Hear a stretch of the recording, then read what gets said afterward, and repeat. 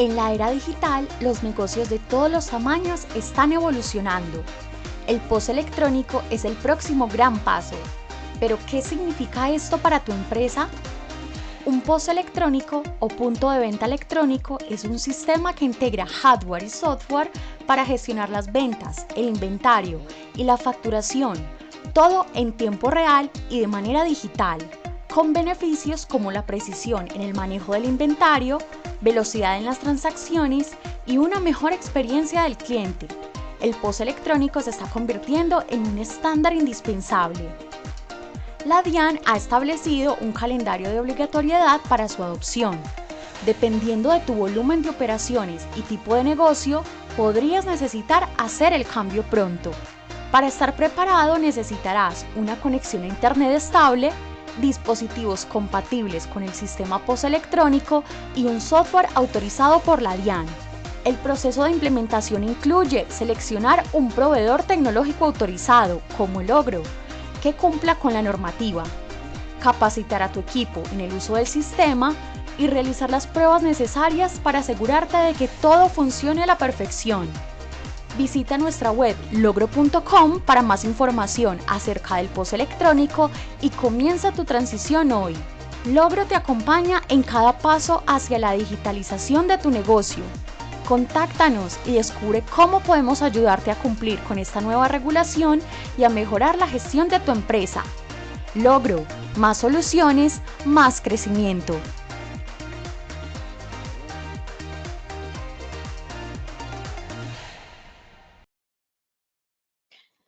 Muy buenos días para todas las personas que nos acompañan el día de hoy. Bienvenidos a este espacio que realizamos semanalmente en Logro de webinars, donde les traemos a ustedes capacitaciones, sensibilizaciones, conocimiento para todas las personas que se inscriben a estos seminarios. Y hoy vamos a ver un tema muy interesante. Es acerca de todos los detalles de la actualización del DOT número 15.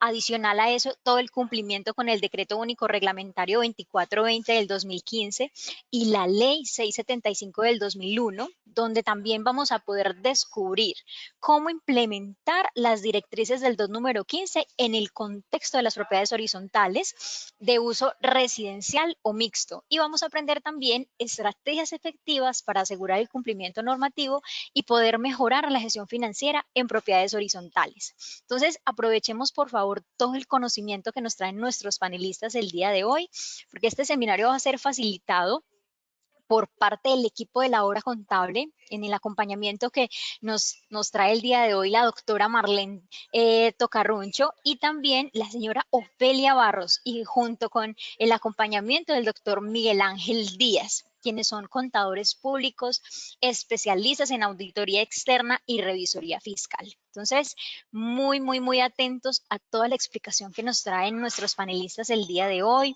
Dejemos todas las preguntas que vayan surgiendo en nuestro chat.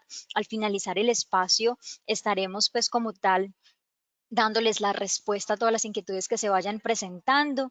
Para nosotros es un placer, como siempre, tenerlos aquí conectados a todos ustedes. También recordarles a todas las personitas que nos están viendo desde las plataformas de streaming que para poder recibir el certificado de asistencia y recibir las memorias de este seminario, deben realizar la inscripción desde la plataforma de GoToWebinar. ¿Listo?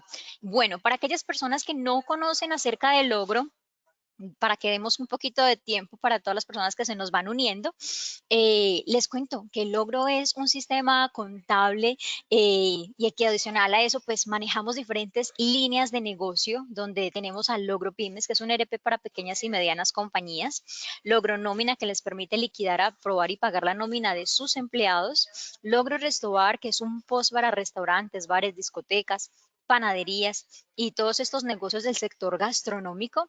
Adicional a eso, pues con Logro Enterprise, que es, digamos, como nuestra solución más robusta, que es un ERP para grandes empresas. Logro POS, que es un sistema POS en la nube que trabaja para todas las pymes del país para que puedan resolver el tema de la obligatoriedad que hoy por hoy estamos viviendo acerca del POS electrónico. Y Logro Alojamientos, que es un software para administrar todo el tema de hoteles, propiedades, hospedaje y demás. Entonces, muy atentos si ustedes quieren recibir un poquito más de información, más detallada, una demostración, pueden dejarnos sus datos en nuestra página principal en www.logro.com. Allí pues ingresar al producto que a ustedes más les interese, dejarnos sus datos y con muchísimo gusto los estaremos contactando. Listo. Bueno, entonces ahora ya pues digamos para no quitarles más tiempo a nuestros panelistas, por último los invito a que nos sigan en nuestras redes sociales. Estamos en Facebook, en Twitter, en Instagram, en YouTube, en LinkedIn como @tulogro, y bueno, allí siempre estamos compartiendo contenido interesante para todas las personas acerca de información relevante que estemos viviendo en el momento, obligatoriedades, invitaciones a sus seminarios, promociones y demás. Entonces, bueno, les dejo pues ahí como la invitación a que nos sigan y bueno, ya no les quito más tiempo. A nuestros panelistas nuevamente, bienvenidos, qué alegría tenerlos con nosotros el día de hoy. Y bueno, ya ahora sí, el espacio es todo de ustedes. Muy buenos días. No se te escucha, Miguel. Ya habilité el micrófono, pero no, sigue, Marlene. Muy buenos días a todos. Como siempre, súper felices. Yo ya llevaba un tiempito que no venía por aquí a Logro. Había estado Felita y Cecitar. Hoy, pues, con una súper grata compañía. Miguel, que nos acompañó durante todo el proceso de actualización del documento número 15. Y nada, Miguel, bienvenido, porque nosotros ya habíamos estado en este espacio. Aquí el nuevo eres tú y por eso te damos la bienvenida. Estimada Marlene, Ofelia, Alogro, pues muchísimas gracias por la invitación, por este espacio para que todos los colegas y partes interesadas puedan tener el conocimiento o dar a conocer esta actualización de este documento de orientación técnica número 15 de propiedad horizontal. Inicialmente, pues siempre tengo que hacer una aclaración. Yo trabajo en el Consejo Técnico, soy profesional de apoyo. Por lo tanto, todas las observaciones y comentarios que realice en este espacio son por parte de Miguel Ángel Díaz Martínez, no compromete al Consejo Técnico. Entonces, la idea el día de hoy es dar a conocer este documento, esta actualización y todo lo que fue el proceso y lo que contiene este documento, que seguramente va a ser de mucha utilidad para todas las personas interesadas, desde el contador, revisor fiscal, administrador, consejo de administración y asambleístas de la copropiedad, con este documento número 15. Entonces, no sé si Ofelia quiere mencionar algo y para dar inicio. No, primero agradecerle a Logro una invitación y obviamente a ti, Miguelito, por aceptar este acompañamiento para, digámosle, sensibilizar este tema que es muy importante para los contadores que fungimos tanto en copropiedades, tanto como contador como revisor, y también que los copropietarios y los administradores tengan conocimiento de esto, porque es demasiado importante. Todo este proceso de actualización que duró 3 años, un poquito más de 3 años, esto no nació de un mes para otro, esto tuvo un proceso bastante largo para las personas que no saben, yo creo que la orientación con más trabajo que se ha tenido y bueno, para adelante ya lo que nos toca es sensibilizar y dar a conocer este documento. De acuerdo, Feli. Entonces, vamos a dar inicio. Inicialmente vamos a tener los siguientes temas. Centramos, digamos, esta presentación y esta charla en tres temas: lo que son los documentos de orientación técnica, digamos, de manera muy rápida. Vamos a que aquellos colegas que pronto desconocen que existen varios documentos de orientación técnica que son una guía en la aplicación técnica de los marcos tanto contables, financieros y de aseguramiento. Después vamos a ver todo el proceso de esa actualización del documento número 15, como lo mencionaba Marlene, lo mencionó Ofelia, de cuál fue el proceso, porque a veces el desconocimiento de cómo salen los documentos, quién los genera, el por qué se generan. Y finalmente entramos a mirar ya lo que es el documento como tal, su contenido. Entonces, inicialmente vamos a analizar rápidamente lo que son los documentos de orientación técnica. Realmente estos documentos son documentos que no son vinculantes, es decir, no son de obligatorio cumplimiento, pero son una guía para entender de mejor manera o familiarizarse más con lo que son los marcos técnicos normativos que actualmente rigen en Colombia la contabilidad, la información financiera y el aseguramiento. Entonces, Este número 15 no es porque de pronto llegó y dijimos demos el 15, no, porque ya existían 14 documentos anteriores. Aquí vemos, digamos, a raíz de en el 2015, cuando empezaron, o 2013, cuando salió la ley 1314, con el tema de la convergencia hacia los estándares, empezaron a generarse una serie de documentos de orientación técnica. El primero fue en el 2014 con los nuevos marcos técnicos. Después empezó a salir ya lo que fue la contabilidad bajo los nuevos marcos técnicos normativos, el de lo que fue el marco conceptual de lo que son las NIC plenas y el marco conceptual para pymes. Se tuvo en cuenta también lo que son las normas de información financiera para la adopción tanto en pymes y plenas, tema de propiedad, planta, equipo que siempre genera bastantes inquietudes, tanto en pymes y plenas, activos y pasivos financieros, esos instrumentos financieros que siempre también son de mucha recurrencia en temas de consultas, y el tema de la combinación de negocios tanto en pymes y plenas. Todos estos documentos se generaron en el año 2015 con un convenio que hubo con el Fondo Monetario y con España. Y el documento 014, donde están las entidades sin ánimo de lucro, las ETSAL. ETSAL, en donde hace parte la propiedad horizontal, pero viendo la necesidad de que la propiedad horizontal es un tema tan particular y tan de gran cobertura a nivel del país, pues se generó este documento 15, inicialmente el 015, que se había emitido en el año 2015, en donde hablaba de todo lo que era para el uso residencial y mixtos del grupo 2 y 3, y también traía todo lo que era el tema del grupo 1, porque inicialmente estamos recién haciendo todo el tema de la adopción. Este es el documento que hoy en día tenemos ya y que traemos en esta charla con la actualización de ese documento. Después, claro, salió el documento 016, ya elementos de interacción de la base contable, tema de revisoría fiscal para pequeñas entidades con el tipo de dictámenes en el 2019, ya salió un tema de lo que fue el impacto del COVID en el año 2020, ya el 19 que fue el tema del sector salud, ya un temas específicos. Vino el año pasado, en el 2023, ya el tema de los criptoactivos, salió una orientación, y el año pasado también salió el 221 que trata sobre la contabilidad de información financiera del sector de la economía solidaria.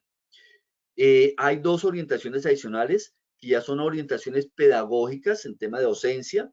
El 12 que tiene que hablar con temas de información financiera y pymes, y el 13 que habla con relación a lo que es las normas internacionales de auditoría, que están en todo el tema de las normas de aseguramiento de la información. Entonces, digamos que todos estos documentos de orientación técnica están al servicio, a la consulta de todas las personas interesadas o que tengan inquietudes en la aplicación de los marcos técnicos. Entonces, toda esta información es totalmente gratuita, la pueden descargar en la página del Consejo Técnico de la Contaduría Pública, en la parte de publicaciones, ahí dice orientaciones técnicas. Entonces, mucha gente desconocía que existían estos documentos. Vamos a mirar ahora el tema del proceso de la actualización. ¿Cómo fue ese proceso de actualización? Entonces nos devolvemos y primero tenemos que entender lo que son los derechos de petición. Entonces, la Constitución Política en el artículo 23 dice, vea, yo como persona natural puedo generar inquietudes, consultas y solicitar que me hagan aclaración sobre las inquietudes que pueda llegar a tener en temas, en este caso, contables, financieros y de aseguramiento al Consejo Técnico de la Contaduría Pública. Entonces, se generan esos derechos de petición que llegan al Consejo, y el Consejo pues tiene un tiempo determinado de acuerdo a la ley 1437, a la ley 1755, para dar respuesta al peticionario. Entonces, la ley 1437 del 2011, en el artículo 28, lo traemos a colación por el alcance de los conceptos, en donde dice, salvo disposición legal en contrario, los conceptos emitidos por las autoridades pues no son de obligatorio cumplimiento, es decir, no son vinculantes. Los conceptos que se emiten no son vinculantes. Es importante entenderlo porque eso también viene con el tema de la orientación. Y la ley 1755 del 2015 es toda la ley o regulación que habla sobre el derecho fundamental, derecho de petición, los términos y todo lo que corresponde. Entonces, todos estos derechos de petición, en el momento que sale la adopción, en el año, cuando la ley 1314 trae en el artículo 6 que las entidades de regulación y normalización técnica y el Consejo Técnico queda como el ente normalizador en Colombia, pues es el organismo que tiene que dar respuesta a todas esas inquietudes en cuanto a normas contables, de información financiera y de aseguramiento. Entonces, cuando llegan las consultas, esos derechos de petición y se radican, pues se hace todo el proyecto de la respuesta, llega la respuesta ya aprobada por los consejeros y finalmente se emite el concepto y se da respuesta al peticionario bajo un aplicativo que se llama gestión documental del ministerio. Entonces, todo este proceso conlleva a que efectivamente en el año 2015, cuando sale la ley 1314 de 2009, se empieza a generar una cantidad de inquietudes a raíz de la aplicación de los nuevos marcos técnicos normativos, especialmente lo que tiene que ver con las pymes y con ese marco de simplificación contable del grupo 3. El artículo 8 habla de los criterios que tiene el Consejo Técnico y en su numeral 5º y 6º menciona que puede convocar, llamar a una participación voluntaria de reconocidos expertos y establecer comités técnicos ad honorem conformados pues por autoridades, preparadores, aseguradores y usuarios de la información financiera. Entonces, a raíz de todas esas consultas que se generaron desde enero del 2015 hasta agosto del 2015, pues el Consejo Técnico desarrolla a través de los comités técnicos este documento de orientación técnico inicialmente el 20 de octubre del 2015. Y entonces se enfoca hacia lo que era la implementación de los marcos técnicos del grupo 1, 2 y 3. Por eso cuando ustedes llegaron a consultar ese documento inicialmente, pues era bastante, digamos, ladrilludo, porque tenía toda la normatividad de los 3 marcos técnicos y todo el desarrollo inicial de esa adopción. Posteriormente, digamos que ya desde el 2015, cuando sale la orientación técnica, hasta el 2020 más o menos, pues habían pasado ya 5 años en los cuales pues había ya una familiaridad con esos marcos técnicos, ya se genera una cantidad de consultas diferentes, ya se conocía más sobre el tema de la particularidad que tenía la propiedad horizontal en muchos temas y se empezó a generar una serie de consultas que ya no estaban dentro de esa orientación técnica. A raíz de eso, se empezó a establecer exactamente cómo se iba a hacer esa actualización de este documento. Digamos que el grupo 2 de NIP para pymes, pues en enero del 2015 se hizo la adopción, ahí viene la confusión de entender y aplicar esas normas, la gran cantidad de consultas que llegaban al Consejo Técnico, de 10 consultas, 6 o 7 eran de propiedad horizontal, pues generaba esta actualización. Esta actualización arrancó en el año 2021 por el exconsejero Leonardo Barón García. Tuvo la iniciativa, él analizaron de que llegaban ya muchas consultas y que se requería hacer una actualización de ese documento. Entonces se convoca, hay un comité ad honorem de las ETSAL en donde participa la propiedad horizontal, donde la persona líder es Marlento Carruncho, quien representa a la propiedad horizontal en ese comité de ETSAL, y se establece un subcomité de propiedad horizontal de ese comité de ETSAL para empezar a trabajar esa actualización. Inicialmente eran 74 personas, contadores, revisores fiscales y abogados en ese primer año de trabajo en esa actualización. Posteriormente ya se empezó, digamos, a hacer una depuración de esas personas que realmente estaban aportando, que participaban y que asistían a esas sesiones que teníamos todos los martes a las 7 de la mañana muy juiciosos. Y finalmente se trabajó con 28 miembros de ese subcomité, entre contadores que eran los preparadores, los auditores que eran los revisores fiscales y 3 o 4 abogados reconocidos en el ámbito especial de la propiedad horizontal. Entonces, esas sesiones todos los martes a las 7 m empezamos a trabajar toda esa depuración. Y aquí es importante hacer el reconocimiento de que son los comités técnicos ad honorem, que es por la honra. Ellos no tienen ninguna compensación económica, lo hacen sin retribución económica, solo meramente honorífico, y por eso al final del documento aparecen los nombres de las personas que participaron durante esos 3 años largos en esa actualización de ese documento, pues disponiendo de todo el tiempo, de su experiencia y todos sus aportes a esta actualización. Se trazó un cronograma para esa actualización, se tomó como base pues la orientación que estaba vigente, porque pues la idea no es que sacáramos un nuevo documento, no, la base era el documento que estaba vigente. Lo que se hizo fue una depuración de ese documento, una actualización. se hizo una mejora para que fuera, digamos, de mayor facilidad en su consulta y que trajera todas esas consultas que venían antes con esa cantidad de inquietudes, con una información que fuera mucho más útil para las partes interesadas. Como mencionaba, ahí viene el aporte de los miembros, se discutieron profesionalmente y con todo el respeto, buscando consensuar las diferencias, porque pues no era fácil tratar de poner de acuerdo a 28 personas que ven de pronto una manera diferente de acuerdo al diario vivir en la propiedad horizontal, pero siempre teniendo en cuenta lo que es la ley 675 como ley marco y el DUR 2420 del 2015, en donde se viene la compilación de los marcos técnicos normativos contables y también de aseguramiento por el tema de revisoría fiscal.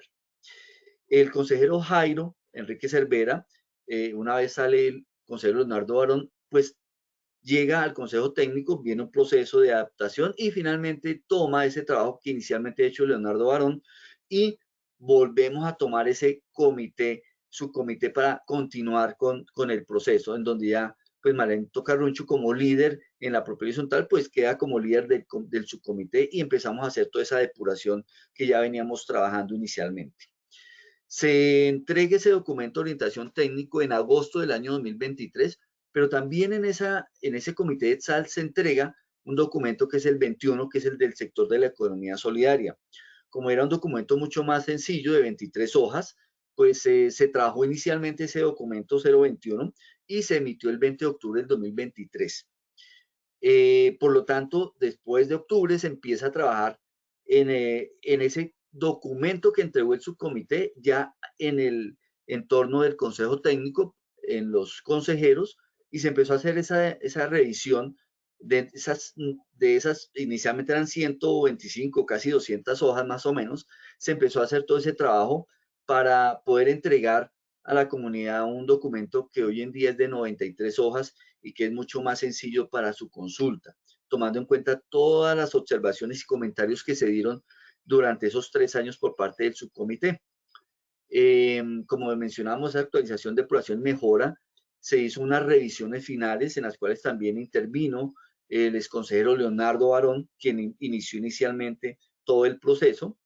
Y en diciembre del 2023, pues digamos que ya se tenía la aprobación de 3 consejeros, hacía falta un consejero que aprobara, pero él quería revisar todo el documento inicialmente, entonces pues no se logró, digamos, la aprobación de los 4, por lo tanto, una vez terminó el proceso de revisión de ese 4º consejero, pues fue ya en febrero y se retomó para hacer la publicación. Lo que ocurre es que hubo algo, digamos, coyuntural, y es que al cierre del 2023 y en febrero del 2024, pues terminaban los periodos de 2 consejeros y ese proceso de la nueva designación por parte de los ministerios de los nuevos consejeros que ingresaran, se adaptaran y volvieran a retomar ese tema del documento para la aprobación, porque pues ellos van a aprobar y necesitan pues hacer una revisión, fue lo que tomó ese tiempo para que hasta el martes 18 de junio de este año se emitiera y se aprobara en plenaria y se diera la publicación y socialización de este documento. Digamos que aquí están los 4 consejeros que actualmente hacen parte del Consejo Técnico.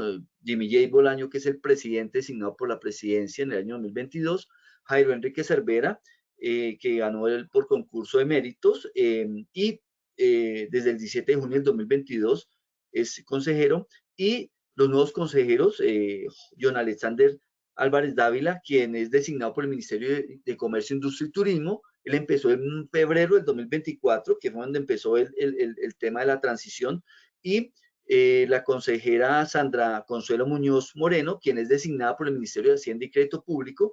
Ella fue designada en abril del 2024, por eso hasta que no estuvieron, digamos, los 4 consejeros ya estuvo completo y se hizo la plenaria, pues digamos que mientras ya la consejera Sandra llegaba al consejo, tomaba el tema, pues en mayo estuvo revisando y en junio ya se emitió ese concepto, esa aprobación del documento. Voy a hacer, Marlene, de pronto las 3 primeras presentaciones y ya te cedo para que continúes si estás de acuerdo. El documento está perfecto. ¿Sí? Listo. El documento trae pues una justificación, esa justificación pues es lo que hemos estado comentando, efectivamente, el por qué se generó ese documento de orientación técnica, que es una respuesta a la cantidad de consultas que llevan al Consejo Técnico de Propiedad Horizontal. Claro, llegan consultas desde la pelea del administrador con el consejero o con el administrador, con el contador o el consejo de administración, temas que pronto no tienen que ver con el consejo.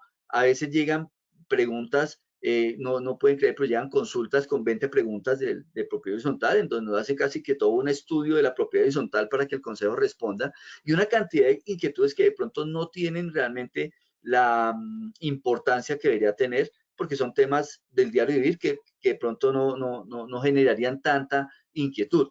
Pero sí hay muchas inquietudes que sí se generan y que son fundamentales aclarar. Entonces, esa es la justificación de este documento, claro, entendiendo que hay un marco el cual está establecido, que es el Decreto Único Reglamentario 2420 del 2015, en donde se encuentran los 6 anexos, especialmente lo que tiene que ver con la contabilidad de información financiera para esta propiedad horizontal, que es el 2 y el 3, el de NI para pymes y el de NI simplificado, y el anexo 4, que tiene que ver con el tema de aseguramiento por el tema de registraduría fiscal, código de ética y normas de control de calidad, así como el anexo 6, donde tiene que ver con el tema de la parte documental. Y, obvio, la ley 675, que es la ley marco, que tiene que ver con la propiedad horizontal. El alcance, es fundamental saber cuál es el alcance de esta orientación. Entonces, ahí mencionamos, está el anexo 2, el 3, el 6, bueno, el 4. El anexo 2, como decíamos, el grupo 2, el de pymes, el de aseguramiento del sistema documental. Y es importante, las inquietudes que sean de temas jurídicos, tributarios o de otra índole diferente a las de información financiera, contable y de aseguramiento, pues no van a encontrarse en este documento, ¿sí?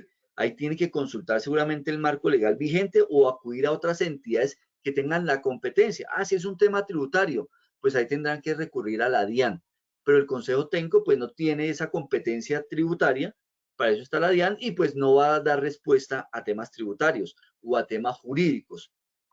El objetivo principal, pues es orientar al ejercicio de la profesión. Es fundamental entender que vamos a orientar, a darle una mayor claridad, a que todas esas preguntas que se tienen, pues de acuerdo a la ley 675 del 2024, se dé esa respuesta o esa guía de cómo deberían de hacer ese tratamiento contable o ese reconocimiento o esa revelación en los estados financieros de la propiedad horizontal. Fundamental en ese objetivo está la aclaración de la ley 1314 en el artículo 15, que es fundamental entenderlo, que muy poca gente, digamos, de pronto o desconoce la aplicación extensiva. ¿Qué es la aplicación extensiva? Cuando al aplicar un régimen legal propio de una persona jurídica, en este caso de la propiedad horizontal, no comerciante, se advierte que él no contempla normas en materia de contabilidad de estados financieros, control interno o administración, rendición de cuenta, informes a los máximos órganos, revisoría fiscal, auditoría, o cuando como consecuencia de una normatividad incompleta se advierten vacíos legales en dicho régimen. Entonces, aquí nos dice que se aplicará de forma supletiva las disposiciones para las sociedades comerciales precisas en el Código del Comercio y en las demás normas que modifican y adicionen a este. ¿Qué ocurre? Si ustedes van a ver la ley 675, no habla absolutamente ningún tema de tratamiento contable. Menciona un tema de contabilidad en cuanto a que es responsabilidad del administrador y es quien, pues digamos, asigna o determina quién va a ser el contador que va a preparar esa información financiera dentro de la propiedad horizontal. Lo mismo en el tema de la revisoría fiscal, traes al caso uno o dos funciones específicas, de resto no trae todo lo que tiene que hacer el revisor fiscal. Entonces, ese artículo 15 de aplicación extensiva nos indica que efectivamente, como está ese vacío o no lo contempla, pues yo puedo ir al Código del Comercio y entonces ahí están las funciones del revisor fiscal en el artículo 207 del Código del Comercio. Así como el DUR 2420, en donde determina en sus anexos correspondientes el tratamiento contable para el reconocimiento, medición, revelación y presentación de las transacciones que tiene la propiedad horizontal. Y finalmente, digamos que antes de darle el paso a Marlene, viene la clasificación de entidades sin ánimo de lucro. Este cuadro que está en la orientación es, digamos, una clasificación que se hizo al interno del subcomité del sector de la economía solidaria junto con el Consejo Técnico. Es importante entender que las CETSALes en Colombia es un universo bastante amplio que cobija muchas clases de entidades. Para facilitar el tema de las orientaciones técnicas y entender el tema contable que le aplica a cada una de ellas, pues se hicieron 3 grupos. Hay un grupo donde están las asistencialistas, que son esas asociaciones, las fundaciones y corporaciones, porque tienen un tratamiento especial en varios reconocimientos diferentes a las demás. Están las entidades de la economía solidaria o las mutualistas, en donde están las cooperativas, los fondos de empleados y las asociaciones mutuales, que por ello salió el documento 021 orientación técnica del sector de la economía solidaria, y digamos que es puntual para ese sector por el tema de lo que se maneja. Y tenemos las otras entidades, y en esas otras entidades, pues, digamos, la que tiene mayor peso por la cantidad de propiedad horizontal que existe en Colombia y por su particularidad es la propiedad horizontal. No obstante, también está el tema de las comunidades religiosas, donde aquí tenemos a Ofelia, tenemos las cámaras de comercio, cajas de compensación familiar, colegiaturas, universidades, clubes, y esas específicas como la Cruz Roja, Defensa Civil, Bomberos, entre otros. Entonces vemos que realmente es un universo bastante extenso y que dentro de esas otras entidades la propiedad horizontal requería mantener ese documento diferente a todo lo que tiene el documento 014, donde están las ETSAL. Y que también va a estar en actualización porque pues se han tenido ya estas, digamos, mejoras por parte del documento 15 y ese documento 21 que sacó al sector de la economía solidaria en una orientación diferente. Entonces, digamos que era lo que quería, digamos, inicialmente trae el documento, el tema de las siglas, que es algo que es más declaración que trae el documento durante su lectura. Entonces, no sé, Marlene, si te dejo ya la presentación o tú me dices. Yo creo que la vamos manejando. Ok, Digamos que sobre temas importantes que trae el documento de orientación técnica número 15, como es el tema de las definiciones, que van, digamos que el documento de junio del 2015 traía mucho del artículo 3 de la ley 675, pero en este nuevo documento, teniendo en cuenta la compilación también de diferentes conceptos que ha emitido el Consejo Técnico en las consultas, presentan esas definiciones un poco más digámoslo, como más aumentadas, más aterrizadas, más documentadas, como es el caso, por ejemplo, de la explicación del quórum que se requiere para todo ese tema de asambleas. Entonces, aquí nosotros vamos a hacer es un resumen porque nuestra invitación es que todo el mundo lea y conozca este documento de orientación técnica número 15. Entonces vamos a hacer un barrido de lo que vamos a encontrar, sobre todo de lo nuevo que tiene el documento de orientación. Entonces, importante el tema de las definiciones, como lo muestra esta diapositiva. Sigue, Miguel. Listo, la normativa de referencia, que ya lo ha mencionado Miguel también, y aquí hay un punto importante, sobre todo porque pues ya nosotros en el canal de la hora contable hicimos algunos programas sobre el análisis, y pues como en todo, empiezan las críticas. Entonces por allá alguien dijo que esto ha sido un documento hecho solamente por contadores, sí señor, es un documento de orientación técnica, pero así como lo mencionó Felita, ha sido una orientación larga que ha tenido muchas revisiones y esto está pensado no solamente por esos 28 partícipes, sino que ni siquiera fueron 4 consejeros. Aquí tuvimos las apreciaciones de 7 consejeros. Los 4 que estaban para el año 2023, los 2 que entraron, Leonardo, que fue el que salió, o sea, más revisado, de verdad que es imposible. Y de aquí nosotros no nos apartamos ni de la ley 675, ni de la ley 1314, ni del DUR 2420. O sea, muchas veces la gente dice, no, pero es que trajeron cosas nuevas. No, no trajimos cosas nuevas. Hay un documento mucho más aterrizado con las leyes que ya nosotros teníamos.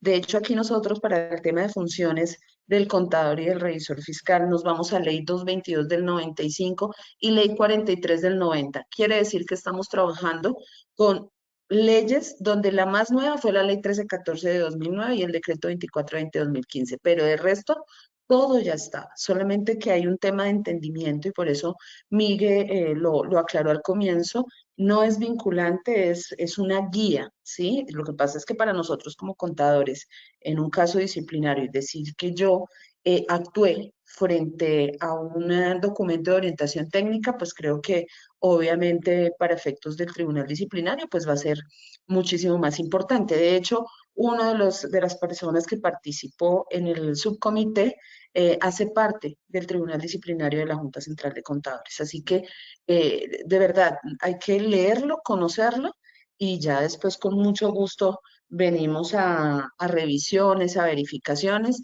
y son documentos que si ustedes se dan cuenta están en permanente revisión, ¿cierto, Miguel? Todo el tiempo están revisándose los documentos. Entonces, aquí esta norma es la que se guía para el documento o estas normas. Dale, Miguel. Listo, lo del decreto reglamentario. Aquí es importante y uno de los cambios, de los primeros cambios que Miguel lo mencionó, es que ya sale del documento de orientación técnica número 15 todo lo que hacía parte o hace parte del grupo 1 o del anexo 1 de las NIF para pymes, que es así que está en una constante evaluación todo el tiempo. Entonces, todo lo que es grupo 1 sale del documento de orientación para un mayor entendimiento de parte nuestra. Queda solamente grupo 2 que son muy pequeñas las propiedades horizontales que de pronto se aplican a este grupo y casi todas, absolutamente casi todas, pertenecemos al grupo 3. Por eso estamos como tan, digamos que aterrizando un poco más ese documento y es muchísimo más fácil de digerir realmente. Dale, Miguel. Marlene, de pronto para complementar ahí dos temas. Uno, efectivamente lo que mencionaba Marlene, si llegan a existir entidades de propiedad horizontal que lleguen a clasificarse como grupo 1, pues el grupo 1 tiene que tener una estructura bastante amplia y seguramente pues van a tener personas especializadas en entender esa aplicación técnica. Entonces, realmente aquí nos enfocamos más hacia lo que es ese grupo 3, que es donde está la gran mayoría de propiedad horizontal, y si al caso del grupo 2, que es como lo que mencionaba. Y lo otro, que durante todo el documento se hace referencia de los conceptos que se han emitido y que tienen que ver con las aclaraciones que se han dado a esas consultas de esos derechos de petición. Entonces, en alguna charla nos dijeron, ay, ¿cuál es el concepto que emitió? No, no miren el concepto, miren la orientación técnica. La orientación técnica recoge todos esos conceptos que se habían emitido para precisamente dar mayor claridad. Listo, Male. Vale, gracias. Y aquí empiezo, yo creo que esta es como la primera parte. Cuando nosotros entendemos esta estructura en la propiedad horizontal, de ahí para allá entendemos muchas cosas de por qué nosotros estamos todo el tiempo diciéndole a los del consejo, ojo con la coadministración, no nos pisemos las mangueras. Entonces, lo primero es entender esta estructura. Esa es de las primeras cosas que tiene el documento de orientación, aterrizarnos en dónde estamos parados. Y pues aquí obviamente nos lleva a decirnos el máximo órgano es la asamblea de copropietarios. Ese es el máximo órgano, pero aquí es importante que porque la asamblea aprobó, no quiere decir que todo se deba hacer, porque si hay cosas que van en contra de las leyes, así yo tenga una mayoría absoluta, no podemos hacerlo. ¿Sí? Si va por encima de la ley, tampoco se hace. Entonces, la Asamblea de Propietarios puede hacer todas las aprobaciones, autorizaciones del caso desde que estén con la norma. Sigue el revisor fiscal. Aquí el revisor fiscal, recuerden que tenemos una línea punteada. ¿Por qué? Porque el revisor fiscal es un externo, ¿sí? El revisor fiscal va a dictaminar, a emitir una opinión sobre los estados financieros y, ojo, sobre el control interno de la propiedad horizontal. ¿A quién debe informarle? A la Asamblea de Copropietarios. Después viene el Consejo de Administración, que el Consejo de Administración lo que hace es tener una función de control interno dentro de la propiedad horizontal. ¿Qué quiere decir esto? Que el revisor fiscaliza lo que hace también el Consejo de Administración, ¿sí? Por ahí hay un concepto, y eso ya está dentro de la orientación, donde dice que el revisor fiscal no debe emitir informes al Consejo porque el consejo hace parte de ese grupo que el revisor fiscal tiene que revisar, tiene que auditar, tiene que fiscalizar.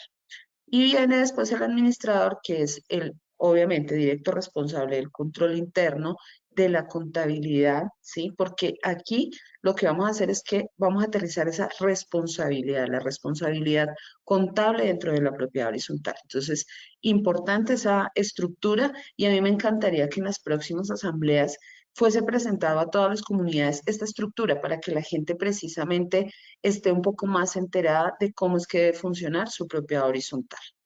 No sé, Ofelita, si aquí tengas alguna aclaración adicional. No, ninguna. Creo que en los procesos de socialización que hemos tenido hemos dejado claro que tenemos que visualizarnos y ubicarnos en el renglón que estamos y creo que es lo más importante y tú lo has dicho perfectamente. Ok, dale, Miguel.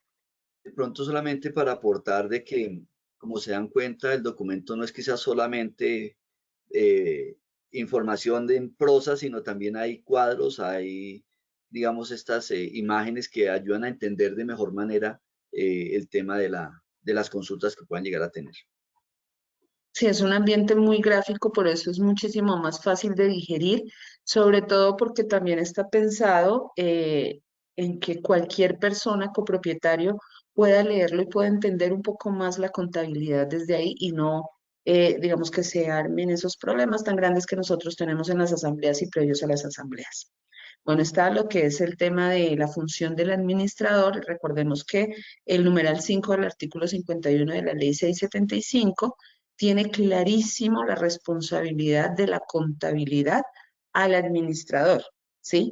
Aquí cuando nosotros hablamos de la responsabilidad, no es que esta persona sea la encargada de preparar los estados financieros, porque ahí obviamente ya tiene un apoyo de un preparador contable, que sí es contador y que entre los dos van a certificar los estados financieros, pero siempre la responsabilidad de la contabilidad es del administrador, ¿sí? Por eso no podemos empezar con esas excusas que no, es que no están los estados de cuenta porque es que el contador no ha venido, que no tenemos todavía fecha de asamblea porque el contador no ha venido a hacer el presupuesto, ¿sí? Ese tipo de cosas empiezan a aterrizarse un poco más frente a la responsabilidad que tiene el administrador con la copropiedad. Ofelita, Miguel, no sé, alguno que quiera hacer aclaración ahí adicional. No sé, Feria, si tienes algo que comentar. En el momento no. Bueno, yo sí de pronto hago un comentario y es que si nosotros hacemos una equivalencia en lo que es la propiedad horizontal con lo que es una empresa del sector privado en este caso, pues nosotros sabemos que hay un representante legal que es el gerente y que hay un preparador de la información que es un contador.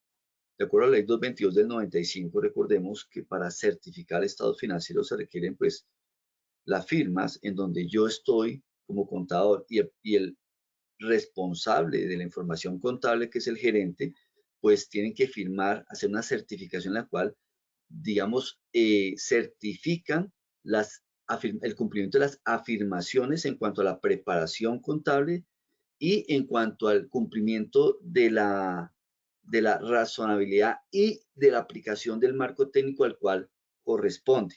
Si nos vamos a la propiedad horizontal, pues tenemos al revisor fiscal, al contador que es el preparador y al administrador que es el representante legal. Entonces, es perfectamente lo que dice Marlene, la responsabilidad, y lo dice el numeral quinto, es del administrador. El contador es preparador. Él tiene una responsabilidad, claro, él tiene una responsabilidad en la preparación, pero la responsabilidad de la contabilidad es del administrador. Listo. Listo, y empezamos. Miren que este documento de orientación inicia por la parte más importante para nosotros, porque es el mapa a seguir hacia el administrador y es el presupuesto, ¿sí? No empezamos por el tema netamente contable, sino empezamos por el tema del presupuesto. Aquí ya digamos que nos aterriza un poco más a que este presupuesto tiene que ser con una base de elaboración de flujo de caja. Muchas veces la gente se pierde en las asambleas tratando de entender por qué la depreciación va en una parte y no va en otra, ¿sí? Entonces aquí es donde el administrador debe ser muy gerente al tratar de explicarle a la gente y partir de donde tenemos que partir. Y es del disponible real que tiene la copropiedad, ¿sí? Que eso nosotros no lo teníamos. Si ustedes recuerdan, la mayoría de presupuestos es que los ingresos sean iguales a los gastos y ya, se nos olvida el pasado de la propiedad horizontal, ¿sí? Y todo tiene que ser cero. Cuando resulta que la propiedad horizontal es una empresa que trae excedentes. ¿Por qué? Por inconvenientes en la aplicación de obras anteriores y nosotros no podemos olvidar esto. Muchas veces encontramos en las asambleas que dicen, no, pero es que mire el patrimonio de la copropiedad es tanto, pero ¿dónde está la plata? Ah, no, eso está en cartera. Y como que se olvida y se excusa la cartera, pero realmente no hay plata con que ejecutar. Entonces, aquí lo primero que me dice el señor administrador, monte ese presupuesto, ¿sí? Teniendo en cuenta la realidad económica de la propiedad horizontal, partiendo del disponible, partiendo de una cartera real, donde el administrador también asume la responsabilidad de recuperación de cartera. Y no nos vamos a las famosas excusas de, eso ya lo tienen los abogados, hay que esperar. No, hay que esperar, pero trabajando porque necesitamos tener la plática para poder ejecutar. Entonces, esas son de las cosas más importantes que trae Vuelve y Juega. Esto no es una norma, no quiere decir que aquí en adelante todos los presupuestos deban ser así. Es una sugerencia que hace el documento de orientación técnica número 15. ¿Sí? ¿Cierto, Miguel? Esto no es una camisa de fuerza. Así es una guía en la cual las personas pueden, digamos, tener esa... hay gente que de pronto inclusive desconoce el manejo de un presupuesto. Es más, dentro de la orientación también viene digamos, las diferencias entre lo que es un presupuesto y lo que es la contabilidad, porque muchos tratan de que la contabilidad tiene que ser igual al presupuesto. Son dos temas que son diferentes. Una cosa es el presupuesto y otra es la contabilidad. Además, muchachos, y a la audiencia que nos ve, el presupuesto es una herramienta administrativa y no sé por qué, y me he encontrado con colegas que también dicen, no, es que eso hace parte de la contabilidad. Yo le digo, no, es una herramienta administrativa, sí, que obviamente hace una influencia dentro de la contabilidad, mas no hace parte de la contabilidad, porque entonces tenemos no una contabilidad financiera, sino una contabilidad presupuestaria, y se desfasa totalmente de la realidad económica de la copropiedad. Estamos hablando de un tipo de empresa o de sociedad civil que está organizada en una entidad sin ánimo de lucro. Entonces, tenemos que ubicarnos en ese contexto, porque si no, vamos a tener digámosle, un mal manejo de la parte financiera y también contable. Entonces, tener esa claridad suficiente para decirle de pronto a nuestros colegas que incluso muchas veces frenan en temas presupuestales precisamente por no tener la claridad suficiente sobre lo que es un presupuesto. Así es. Entonces, creo que ahí Miguel también dijo algo súper importante y es que todos los contadores quieren ver que el estado de resultados sea exactamente igual al presupuesto cuando no lo es, ¿sí? Por todo lo que se está explicando, por esa invitación que les hacemos a que lean el documento de orientación, donde hay unos gráficos o unos cuadros donde nos da la explicación sobre el tema. Está la ejecución presupuestal y obviamente tenemos ejemplos, esto lo chévere, que este documento de orientación tiene un modelo de presupuesto y un modelo de ejecución presupuestal. Y aquí es importante que también revisen en la parte del presupuesto las responsabilidades. Aquí hay un detalle para saber realmente quién es el responsable del presupuesto, ¿sí? O quiénes son los responsables de ese presupuesto. Y obviamente el contador no lo es, ¿sí? El contador dará un apoyo con cierta información, pero no es el responsable de la preparación y la presentación del presupuesto. Importante. Hablamos del tema de la contabilidad en propiedad horizontal. Entonces aquí vuelve y nos aterriza el tema, porque créanme que todavía tenemos eh, copropiedades donde dicen que no están obligados a tener contabilidad porque ellos no son sector comercial, por eso hace énfasis la orientación y Miguel lo trajo aquí dentro de la plantilla y es el artículo 15 de la ley 1314 de 2009, ¿sí? Entonces, sí debemos tener contabilidad y como debemos tener contabilidad, debemos dar cumplimiento a los marcos técnicos normativos. El decreto 2649 está derogado desde hace ya varios años. Sí, creo que lo último que tenía pendiente se derogó en 2019 con la expedición del decreto 2720, creo que se llama, Miguel, que es el Sí, anexo 6 del DUR exacto. 2420 de 2015. Entonces, aquí vuelve y nos aterriza y vuelve y nos dice de la obligatoriedad de la copropiedad frente a la contabilidad y cómo debe llevarse. Dale. Marlene, hay que aclarar que ese anexo técnico derogó totalmente el 2649. Teníamos ahí una linecita discontinua con ese decreto, cuando está el decreto, perdón, cuando llegó la ley TS14 y el DUR 2420, porque dejó como un pedacito ahí que no estaba totalmente derogado. Entonces, muchos decían, no, está derogada, pero realmente, o técnicamente o legalmente no estaba así. Entonces, ya con el anexo técnico, perdón, el anexo 6, lo derogó totalmente. Así es. Y aquí, cuando hablan de obligatoriedad de la contabilidad, en la parte de abajo, en las letras rojas, hay una cosa que se llama el balance de prueba. Pues resulta que la ley 675 solamente como en dos partes nos habla de temas contables. Uno, en el numeral 5 del artículo 51 de la ley 675. En ese mismo artículo, ¿sí? Menciona que el administrador debe poner a consideración los estados financieros del Consejo de Administración y el balance de prueba.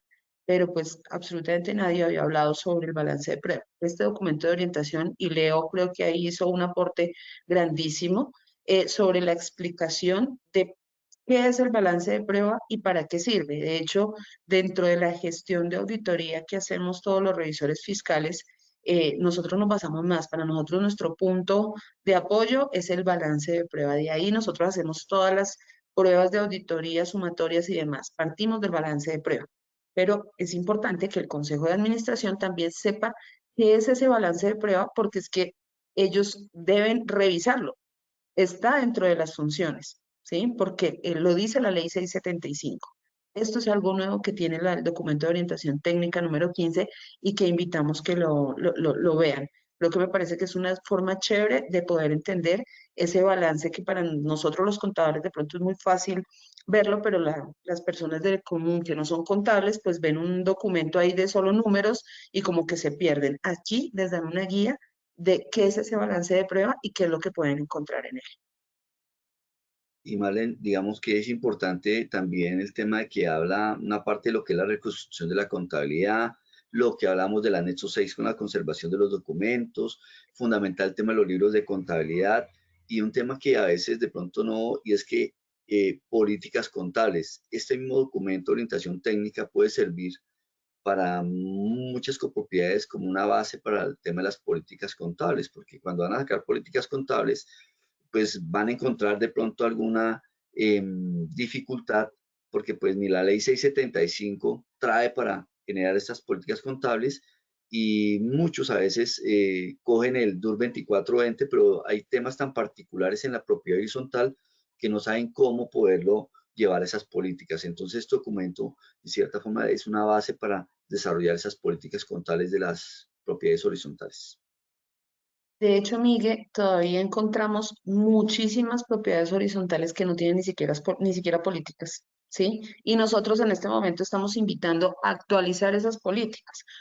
Obvio, hay que revisar cada copropiedad porque puede que de cara al documento de orientación técnica número 15, algunas copropiedades no estimen hacer actualización de sus políticas contables, pero para nosotros como contadores, digamos que de una forma respetuosa, tenemos que leer todas las políticas contables de cada una de las copropiedades que nosotros tenemos, ¿sí? Para poder sugerir esas posibles actualizaciones que puedan tener ese manual de políticas contables. Recordemos que ese manual de políticas contables, esa es la guía de cada contador en cada copropiedad, porque es que lo que encontramos es que cada contador llega con sus formatos, llega con su política y le están cambiando a cada rato la forma hasta de leer los estados financieros a los copropietarios, ¿sí? Entonces, recordemos que dentro de este manual de políticas nosotros deberíamos incluir la forma de la presentación de los informes precisamente para que haya una comparabilidad de la información, ¿sí? Que en este momento muchas veces no la tenemos. Y complementando, por experiencia he encontrado a veces para el tema de las políticas que las elaboran tomando en cuenta los tres marcos normativos. Terminan hablando del grupo 1, del grupo 2 y del grupo 3, o sea, no hay una consistencia sobre la verdadera aplicación de las políticas. Entonces sí es fundamental a veces el entender que esas políticas es como ese norte al cual tenemos que cursar toda la información financiera y para que se hable el mismo idioma, ¿no? Dentro de cada una de las copropiedades. Así es.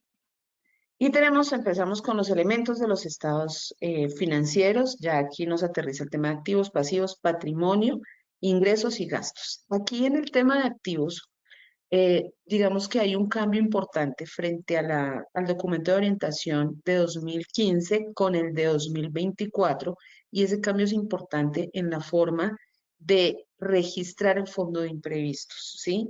Todos, todos sabemos que hay unas confusiones impresionantes y la gente dice, fondo de imprevistos es un pasivo, es un patrimonio, es un ingreso, es un gasto. Eso ha pasado por todos los estados financieros.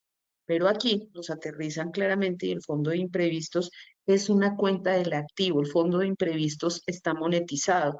Hace una aclaración frente a lo que nos dice la ley 675, ¿sí? Frente a qué es o qué hace parte del patrimonio de la copropiedad. Pero el hecho de que haga parte del patrimonio de la copropiedad no quiere decir que contablemente se registre como un patrimonio. Hace parte de los activos brutos, sí, o sea, es decir, del activo. Esa cuenta debe estar completamente monetizada, ¿sí? Debe tener una revelación especial de qué movimientos tuve yo durante el año en ese fondo de imprevistos. Aquí, claro que el fondo de imprevistos no es patrimonio, que el fondo de imprevistos no es gasto, ¿sí?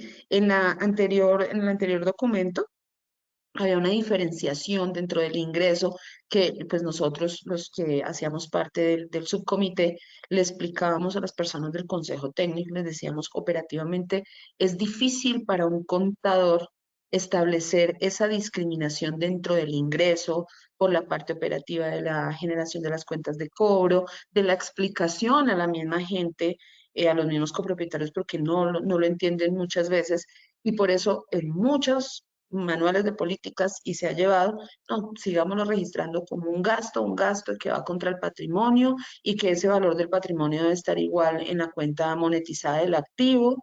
Entonces, ya eso no lo vamos a manejar así.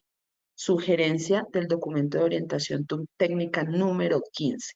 Invitamos a una lectura bastante importante de este documento por este fondo de imprevistos, porque ahorita los contadores van a decir, pero ¿y entonces qué hago yo con el balance? ¿Cómo lo tengo en el patrimonio? ¿Cómo tengo que hacer los cambios? Primero aterricemos qué es, cómo lo debo registrar y ya después empezamos a entender y hacer los cambios que debamos hacer. No sé, Miguel, en el fondo de imprevistos, si tú ya has tenido de pronto consultas. No, pues digamos que las consultas que dan al consejo siempre, el tema de fondo imprevistos especialmente, tema de las expensas, mucho tema de revisoría fiscal, pero en la parte contable, especialmente el fondo de imprevistos, creo que la orientación da una guía eh, muy acertada hacia lo que es el fondo de imprevistos y eso es lo que busca realmente estos documentos de orientación, que sea una guía y que aclaren esa cantidad de conceptos que de pronto pueden estar errados, ¿cierto? Y que lo que busca es que de acuerdo a la ley 675, que no estamos haciendo algo totalmente diferente, pues se aterricen a lo que corresponde ese reconocimiento en la información contable. Entonces, digamos que es como el tema de aclarar. De hecho, muchachos y la audiencia, lo importante de que eso también se revise en el presupuesto. Ayer casualmente una colega me preguntaba, ven, ¿cómo reflejo el tema en el presupuesto? Y yo le revisa la orientación, porque es mucho más ilustrativo como está en la orientación que como hablándolo así por el chat de WhatsApp. A veces es mucho más fácil leerlo y ya lo comprende uno inmediatamente en el ejemplo que está en la orientación técnica. Y frente al tema, digamos, de los bienes comunes, aquí también hay un cambio bastante grande, porque en la documento de orientación de 2015 encontrábamos un cuadro supremamente denso, eran como unas 10 hojas de cuadro de cómo registrar si esto es gasto, si esto es activo fijo. Encontramos una cantidad digamos que de roles al aterrizarlo de una forma operativa ya en la propiedad horizontal. Y pues ustedes se van a dar cuenta que todo ese cuadro súper denso que estaba en el documento de octubre del 2015 va a reducirse a un tamaño muy pequeño de lo que realmente yo podría registrar como activos fijos. Porque es que la gente se confunde y entonces empieza a decir que cómo es posible que en activos fijos solamente tengamos 5 millones de pesos cuando la copropiedad está evaluada en más de 3.000 millones, porque hace unos años, por el desconocimiento, la confusión, cuando entraron los marcos técnicos normativos, muchos colegas inclusive hicieron, digamos que, invertir a las copropiedades en avalúos que realmente no eran necesarios para aterrizar los estados financieros, porque los bienes comunes de la propiedad horizontal son completamente distintos, ¿sí? Recordemos que, por ejemplo, los ascensores, los salones sociales, todo eso son bienes comunes, pero que están dentro del patrimonio de cada uno de los copropietarios, de acuerdo, obviamente, a su coeficiente, pero no son de la persona jurídica, que es diferente. Entonces aquí nos dicen qué bienes pueden ser de la persona jurídica. Entonces compramos el computador para la administración. Eso se puede catalogar como un bien común de la persona jurídica y lo podríamos activar, ¿sí? Entonces, ojo porque aquí hay un cambio considerable en fondos de imprevistos en bienes comunes. Frente al tema de cuentas por cobrar, digamos que no hay cambios relevantes, aterriza un poco más el tema del deterioro frente a la evaluación que se debe hacer, pero importante en los activos, fondo de imprevistos y los bienes comunes. No sé, Miguel, si tengas algo más de los activos. No, no, creo que lo que tú has mencionado es lo que tiene, digamos, de los elementos de los activos en la propiedad horizontal. Frente a pasivos, no hay cambios sustanciales.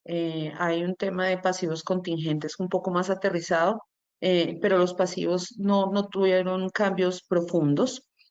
El patrimonio, el cambio que tuvo es decir que el patrimonio es un efecto residual entre el activo menos el pasivo, ¿sí? Aquí nosotros no tenemos capitales, entonces esa cantidad de cuentas y subcuentas que nosotros encontramos en el patrimonio, pues realmente no deberían ir. Y el patrimonio, lo importante es que nosotros sepamos dónde está, o sea, es decir, monetizado en alguna de las cuentas de la copropiedad o controlado en las cuentas por cobrar y no dejarlo ahí como simplemente tenemos un X valor de patrimonio, pero la plata no se ve. Ahí es donde digamos que la contabilidad ayuda también a hacer presión frente a las funciones del administrador que debe empezar a ejecutar y es el cobro de cartera. No sé, es que el patrimonio ya se resume como en en media hoja. De pronto que se puede llamar también activo neto y está dentro de lo Bien. normal. Sí, está dentro de lo permitido. Esas son las cosas que deben tener el manual de políticas contables de cada copropiedad, ¿sí? Recordemos que los marcos técnicos normativos me estiman que yo pueda definir cómo quiero presentar mis informes. Lo que pasa es que nosotros nos acordamos siempre y nos pegamos a la estructura tipo decreto 2650, donde presentamos primero la cuenta 11, después la 12, pero habrá alguna propiedad horizontal donde diga mire, mi volumen grande, mi dato importante está en las cuentas por cobrar. Esa va a ser la primera partida de mi estado financiero y está bien, ¿sí? Porque la gente se pega del PUC, desafortunadamente del mal llamado PUC, y piensa que todo lo que se haga diferente está mal y no está mal, está dentro del marco técnico normativo, ¿cierto, Miguel? Sí, digamos que normalmente se viene la costumbre de trabajar con una presentación del balance general, como se hacía con el 2650, pero pues digamos que a nivel internacional, pues los marcos son totalmente diferentes la presentación, pero uno entra a mirar y todo el mundo maneja el que se está manejando antes, no han habido realmente cambios. Y pues es un tema más de costumbre, que la gente entienda y a veces no tanto los contadores, sino más hacia las partes interesadas, ¿no? Los socios o las personas que no tienen esa familiaridad con la parte de la contabilidad. Y más en ese grupo 3, que digamos, especialmente el grupo 3, donde pues la estructura es mucho más sencilla y más en la propiedad horizontal. Entonces, lo importante es entender muy bien el reconocimiento, la medición y entender muy bien la presentación para que la persona que va a leer los estados financieros, pues los pueda leer de una manera muy sencilla, que no genere una complicación entendiendo que son personas, especialmente en la propiedad horizontal, donde hay asambleístas que pues no tienen ninguna, digamos, estructura en conocimiento contable. Así es. Y nos pasamos al estado de resultados, donde tenemos los ingresos. Aquí en los ingresos de actividades ordinarias, pues está todo el tema de las expensas comunes ordinarias, extraordinarias, nos hace explicación. Aquí ya no nos hace esa diferenciación dentro de las expensas comunes ordinarias del fondo de imprevistos. Entonces también es importante hacer esta revisión. Y hay un punto importante y por eso Miguel también lo trae aquí en la diapositiva y es el tema de donaciones. Es importante leer ese aparte. Aquí se trae y se condensa, creo que son dos conceptos del Consejo Técnico, de la forma de registro de algunas situaciones que se presentan en propiedad horizontal cuando tenemos contrataciones. Entonces, no, digamos que no voy a dar ningún detalle acá, porque yo sinceramente prefiero que todo el mundo lea el documento de orientación, para que digan, ah, ok, ya entendí el tema. Entonces, importante en ingresos también hacer la verificación. En los gastos, básicamente no hay ningún cambio adicional. Creo que la parte de gastos siempre ha sido como muy clara frente a la propiedad horizontal, entonces no hay ningún inconveniente. Dale, creo que después viene. Encontramos unas estructuras y unos modelos de cómo debo presentar yo los estados financieros. Vuelve y juega. No es una camisa de fuerza, es una sugerencia que hace el documento de orientación técnica para poder presentar hacia la asamblea mis estados financieros que sean muchísimo más fácil de entender, digeribles, que cumplan obviamente con los objetivos de los estados financieros. Y hay un tema de revelaciones. Me dice, ¿qué debo revelar? Antes nosotros no encontramos eso, solamente me decían, siempre hay que mirar muy bien las revelaciones, pero nosotros como contadores empezamos a decir, bueno, ¿y qué revelamos acá? Pues aquí nos dan un listado súper chévere, muy bien preparado, de qué deberíamos revelar, que el contador diga, ah, ok, y coja ese listado y haga un checklist. Entonces me dice que el fondo de imprevistos debo detallar no sé qué, entonces chum, lo hago. Que en las cuentas por cobrar, entonces debo decir tal cosa, chum, lo hago. De verdad que esa relación de lo que yo debo revelar es la verdad, súper linda y muy generoso el Consejo Técnico al darnos esa guía para todos los preparadores de la información, inclusive para los administradores. ¿Para qué? Para que tengan claridad de que lo que está preparando el contador está bien, ¿sí? Está acorde también a su informe de gestión, porque es que recordemos que muchas veces el administrador y el contador en propiedad horizontal como que no tienen esa comunicación y entonces el contador es el que se encarga de los estados financieros y después a mí que me los haga firmar. Es más, muchos administradores no firman sino hasta que el revisor fiscal firme, cuando eso está mal. Pero bueno, y el administrador se encarga del informe de gestión. Y después llega a la asamblea y uno dice una cosa por un lado y el otro dice otra. Aquí no, aquí es una invitación a que realmente trabajemos de común acuerdo y el administrador podrá identificar que lo que está en estados financieros digamos que está de una forma adecuadamente correcta bajo el marco técnico normativo. Miguel. Importante decir que son los estados financieros de propósito general. A veces uno habla, estados financieros de propósito general, pero ¿por qué es de propósito general? ¿Cuál es el objetivo de los estados financieros? Entonces, todas esas, digamos, dudas que a veces puede llegar a tener, aquí el documento lo trae con relación a lo que son los estados financieros. Fundamental el tema de la uniformidad, no es que yo esté presentando una cosa un año, otra, por las políticas como mencionaba Marlene, el tema de la frecuencia de la información, materialidad que es fundamental y las afirmaciones. Creo que para lograr el objetivo las afirmaciones se tienen que cumplir. Si el representante legal, el administrador y el preparador, que es el contador, certifican los estados financieros, es fundamental las afirmaciones. Entonces, digamos que todo esto lo reafirma de acuerdo a lo que se maneja en la regulación en Colombia. Aquí también es importante hablar, qué pena, ¿te puedes devolver un poquitico? Porque aquí hay una gran confusión, y gracias por recomendarlo el propósito general, y es que estos estados financieros son los que yo presento con mi cierre fiscal, es decir, desde el 1 de enero al 31 de diciembre. ¿Por qué? Porque en propiedad horizontal se tiene la convicción de estar hablando de aprobación de estados financieros de marzo, de abril, de mayo, de junio, y esa es una información financiera distinta al cierre fiscal. De hecho, el documento de orientación tiene un párrafo, ¿sí?, con título y todo, donde habla de los informes financieros de tipo administrativo que presenta el administrador con un cierre fiscal distinto, o con un cierre, perdón, un periodo distinto al del cierre fiscal, ¿sí? Entonces ahí nos hablas de información financiera y no estados financieros.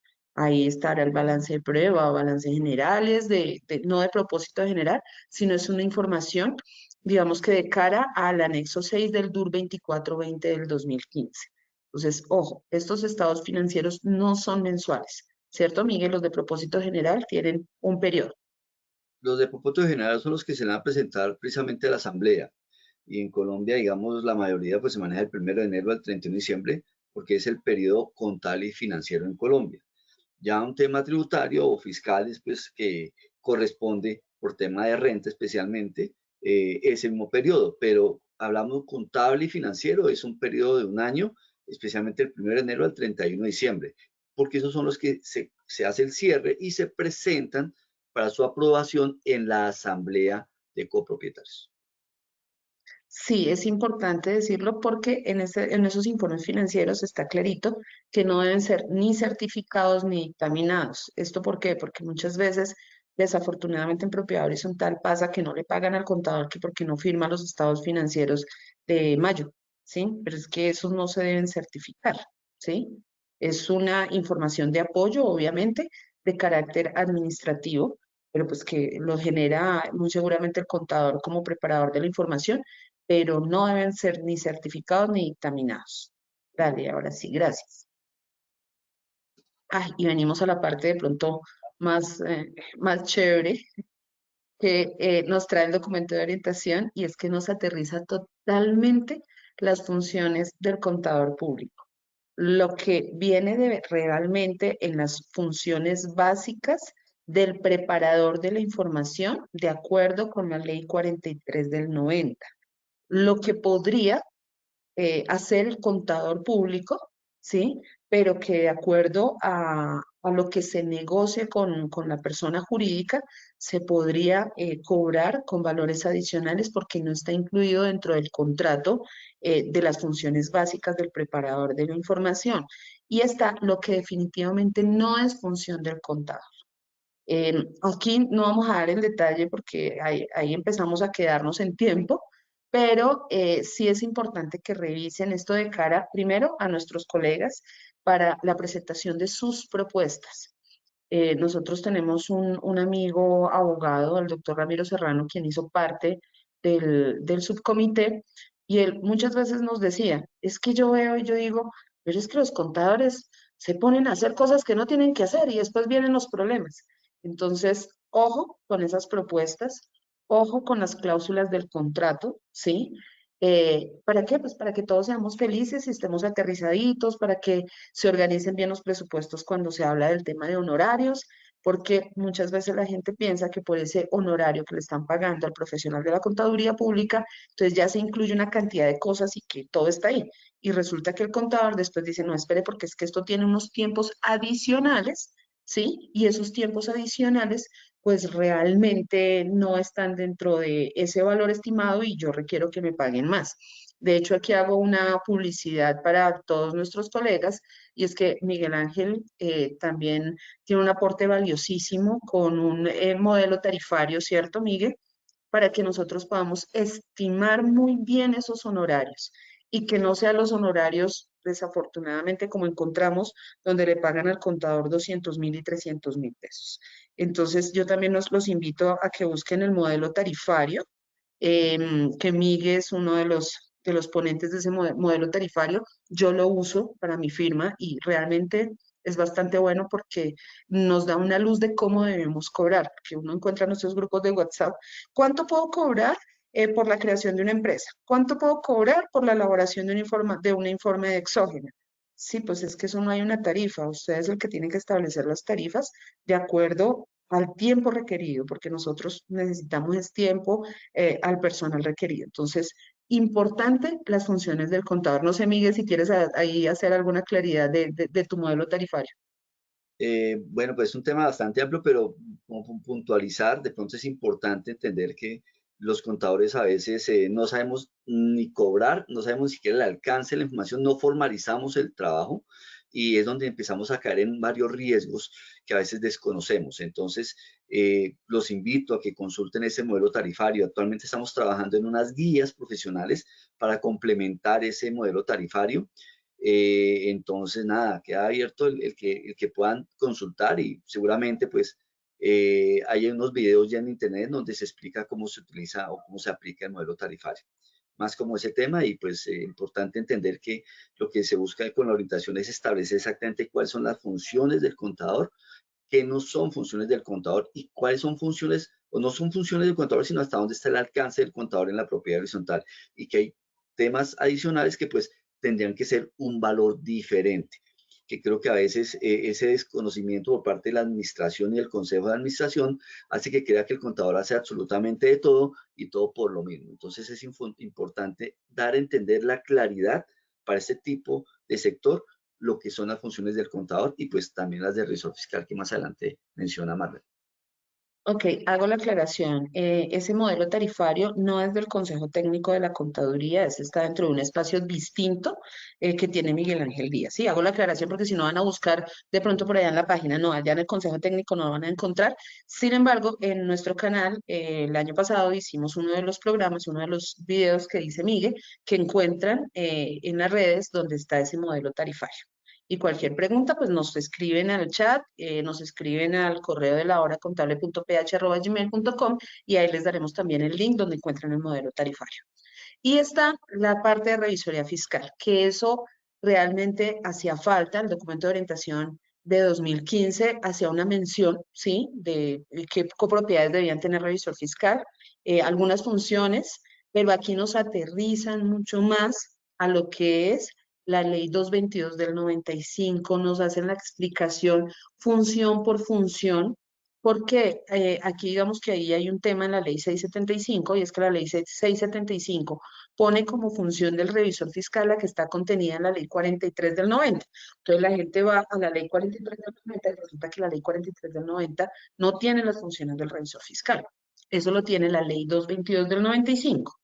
El código, La misma ley del Código de Comercio, sí. La misma ley 675 dice que o las normas, ¿sí?, que podamos nosotros encontrar sobre el tema. Entonces, ahí ya nos lleva al Código de Comercio. Pero hay una parte donde dice también, ¿sí?, que las funciones que le conceda la Asamblea, pero es que la Asamblea no puede ir por encima de la ley, ¿sí? Entonces, las funciones del revisor fiscal, absolutamente para todo el mundo, no solamente para propiedad horizontal, sino para todo el mundo, están contenidas en el artículo 207 de la ley 222 del 95, Código de Comercio. No, la ley 222 del 95 es posterior. Perdón, sí. Ley 222 del 95, sí, ya. Entonces, ahí están, artículo 207, 208, 209, donde está toda la función del revisor fiscal, ¿sí? No podemos hacer cosas que vayan en contra de esa norma, ¿sí? Y muchas veces, colegas, por quererse quedar con los contratos, entonces, digamos que proponen unas funciones distintas, aceptan cualquier cosa que les delegue la asamblea. Peor aún, a veces aceptan funciones que les delega el Consejo de Administración. Por eso es tan importante volver al tema de la estructura organizacional, porque el Consejo de Administración no le da instrucciones al revisor fiscal, el revisor fiscaliza al Consejo de Administración y nos aterriza todo el tema de funciones. Ya nos trae, digamos que nos trae el documento de orientación 17, que es el de informes del revisor fiscal, algo que estaba como suelto también, entonces se hizo la evaluación y dijo, venga, el documento de orientación 17, que es el de informes del revisor fiscal, también sirve como base para el revisor fiscal en propiedad horizontal, entonces también nos trae eso, nos trae la forma en que se nombra, ¿sí? ¿Quién lo debe nombrar? Básicamente es eso, o sea, aquí ya nos amplía un poco más todo lo que es la función del revisor fiscal, de cara a que la gente sepa también qué hace, porque es que muchas veces la gente simplemente vota ya en la revisoría fiscal, pero pues no sabe ni siquiera qué es lo que hace. Dale, Miguel. Pronto para complementar, dando claridad a lo que mencionaba Marlene, la ley 222 del 95 en el artículo 37 y 38 trae el tema de lo que son los estados financieros certificados y los estados financieros dictaminados, en donde ya viene el tema de la revisoría fiscal. Y fundamental en lo que son funciones y no funciones, y el tema de las inhabilidades y amenazas. Trae, digamos, una relación de las amenazas de acuerdo por la categoría, de familiaridad, de interés propio, ¿cierto? Y va muy amarrado a lo que trae el código de ética de IFAC con el tema de las amenazas, que a veces desafortunadamente los contadores que realizan temas de aseguramiento en tema de revisoría fiscal y especialmente en propiedad horizontal es donde más riesgo tienen porque es donde más tienen expedientes la Junta Central. Entonces es fundamental entender para el revisor fiscal cuáles son sus inhabilidades, cuáles son sus amenazas. Asimismo, pues el tema del periodo y el tema de lo que es potestativo y no potestativo, porque muchos dicen, es que yo soy un uso de residenciales potestativo, entonces el revisor fiscal no hace nada. No, no está obligado, si es residencial, a tener revisor fiscal, es potestativo, pero si queda nombrado o se genera la obligación de revisor fiscal en una residencial por parte de los asambleístas, entonces tiene que cumplir todas las funciones que corresponden a un revisor fiscal común y corriente, no porque sea potestativo, no va a cumplir todas las funciones. Es como esa aclaración y todo lo trae dentro de la orientación técnica. O que le pongan normas distintas, instrucciones distintas. Entonces, Así es. por eso sí, se me ha olvidado ese cuadro de amenazas y riesgos que de verdad está súper chévere. ¿Mm? Y están los anexos donde tenemos ejemplos de estados financieros, el modelo de certificación, están algunas preguntas y respuestas que ha llegado al Consejo Técnico, están modelos de casos prácticos de registro. Entonces, que ¿cómo contabilizo yo la obra? ¿Sí? Porque vamos a hacer una obra, entonces allá encontrarán los casos prácticos digamos, de ejemplos que trabajamos en el subcomité. Queríamos meter de todo, ¿cierto, Miguel? Pero no nos dejaron. Ya muy extenso. Créanme que esas sesiones del subcomité a veces parecían asambleas eternas, donde todos queríamos hablar y hablar y hablar, pero bueno, gracias, se hizo una depuración súper buena. El documento de orientación es muy gráfico.